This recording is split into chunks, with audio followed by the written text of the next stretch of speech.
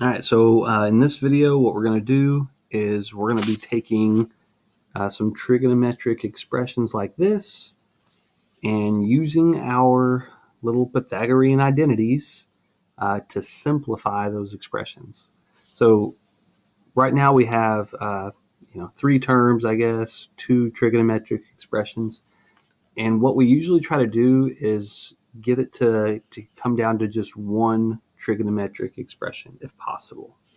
Okay. So the general scheme in simplifying these is to make some sort of substitution. All right.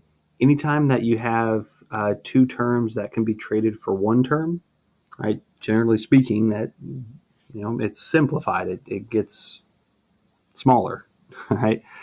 So instead of taking this tangent and replacing it with a secant squared minus one, which you could do, and you could probably eventually work it out that way, it's going to be easier to take this 1 minus sine squared and replace it with something. Okay, so we're going to use one of these to trade two terms for one, and then sometimes if it's still not breaking all the way down, and you've got tangents and cosecants and stuff, what you have to do then is rewrite everything in terms of sine and cosine to simplify it. So that's the other thing, is sometimes you have to convert everything to sine and cosine to finish them off. All right, cosecant is 1 over sine, and secant is 1 over cosine. So a lot of times you'll see stuff like, sine, cosecant right next to each other. And it's helpful to recognize that these are reciprocals, and so they're just going to equal 1. That'll be helpful along the way. Let's go ahead and do some. All right, we've got a 1 minus sine squared here, and we've already mentioned it, but 1 minus the sine squared is equal to cosine squared. Okay, so I've got cosine squared from that part times tangent squared. Now this is where I'm going to convert everything into sine and cosine. Okay, cosine squared times tangent squared is the same as sine over cosine. Okay, and because I'm multiplying these two, you would multiply straight across, but I can cancel these guys diagonal from where they're at. I got one up top and one at the bottom, so the cosine squareds just cancel each other out. So my final answer is sine squared. That's what this simplifies down to. And like I said, there's probably another way to get that answer, but it just involves a lot more algebra. Like maybe you would have to double distribute everything. You might try it. It helps you get to know these better. All right, for this one, you kind of have to employ a little algebra trick. So there's not one of these things, with a 1 floating around so that you can make one of those substitutions. But we can get one. Notice how we have two terms that have a secant on them. If we factor out a secant, okay, if I factor out a secant, this term will just become tangent squared, and then this term will just become a 1. All right? So now that I have a tangent squared plus 1, I can replace that with a secant squared. So I've got secant times secant squared, which is going to turn into secant to the third power. And that's what I was after. I'm trying to boil it down to one trigonometric function, if possible. And that's what these do. I've set them up that way.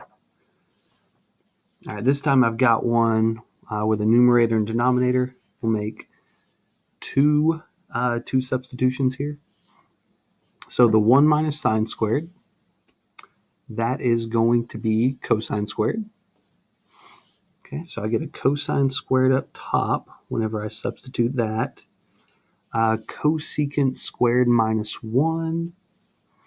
Okay, so cosecant squared. If I move the 1 over there, I'm going to get a minus 1. and so that is equal to cotangent squared. You got to watch out for the, if it was 1 minus cosecant squared instead, it would be negative cotangent. So watch out. They've got to be the same order whenever you're subtracting them. So cosecant minus 1 is cotangent there. Cotangent squared. And this is where we're going to have to convert everything into sine and cosine. Now on this one, I'm actually going to have to divide using keep, change, flip. So if I rewrite this, it's going to be cosine squared divided by cotangent squared, which is cosine over sine. Okay, and now I can do my keep, change, flip. It's going to be cosine squared multiplied by sine squared over cosine squared. And again, the cosine squared just cancel out. So you're left with sine squared.